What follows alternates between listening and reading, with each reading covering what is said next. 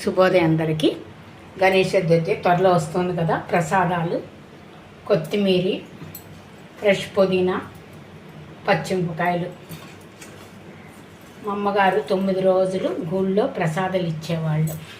మా చిన్నప్పుడు మెత్తగా పేస్ట్ చేసేసుకోవాలి. ఈ విధంగా పేస్ట్ అయిపోయింది.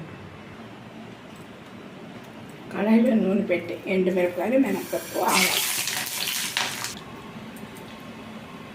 సన్నగా క్యారెట్ ముక్కలు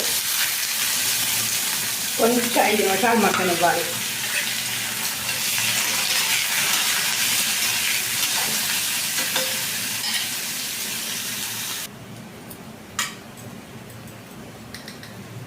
కొంచెం పసుపు, తగినంత ఉప్పు, ఉడకబెట్టిన శనగగడ్డి,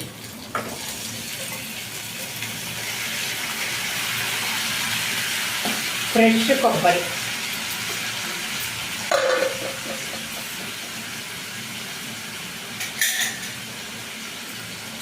పచ్చిమిరపకాయ, పుదీనా, కొత్తిమీర ముద్ద చాలా టేస్టీగా ఉంటుంది.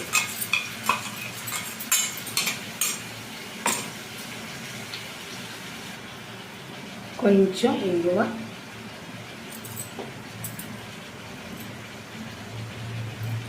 నిమ్మకాయ,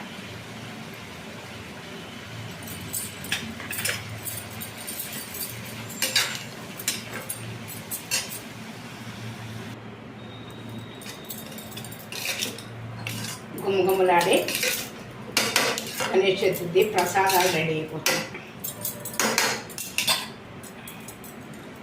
ఫ్రెష్ కరివేపాకు,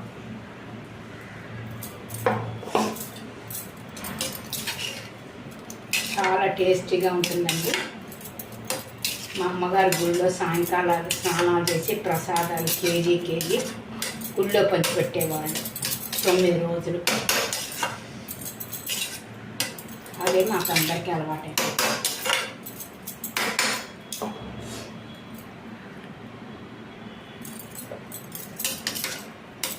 ప్రసాదం రెడీ అండి.